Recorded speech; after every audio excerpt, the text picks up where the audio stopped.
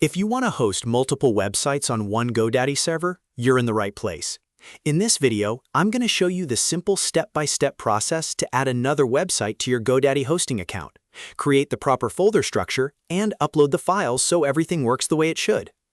This is a great method if you want to manage more than one site from the same hosting plan, whether you're running a business site, a portfolio, a landing page, or a second project. Before we get started, if this tutorial helps you out, go ahead and hit the like button and subscribe for more easy tech tutorials just like this. All right, let's jump in. The first thing you need to do is sign into your GoDaddy account. Once you're inside your account, look for the section called My Products. This is where GoDaddy keeps all of your services, including your hosting plans. Under My Products, find Web Hosting, and then click Manage. This will take you to your hosting dashboard, where you can access the tools you need to add another website.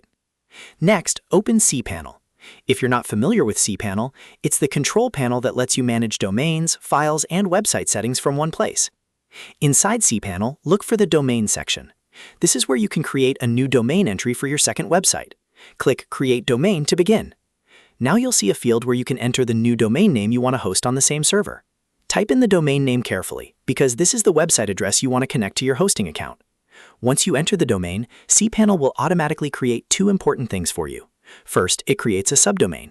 Second, it creates a document root folder. The subdomain helps cPanel organize the website internally, while the document root is the folder where your website files will live. This step is important because it gives the new site its own separate location on the server, which makes it much easier to manage multiple websites without mixing up files. After you enter the domain name, click Submit. At this point, cPanel will finish setting up the new domain. Once that's done, the next step is to upload the files for your second website into the new document root folder. To do that, open File Manager from cPanel. File Manager lets you browse your hosting files directly in the browser, which makes it easy to upload and organize everything. Find the new document root folder that was created for your domain and open it. Then upload the files for your second website into that folder. If your site has an index file, make sure it's placed in the correct root directory so the website loads properly when someone visits the domain.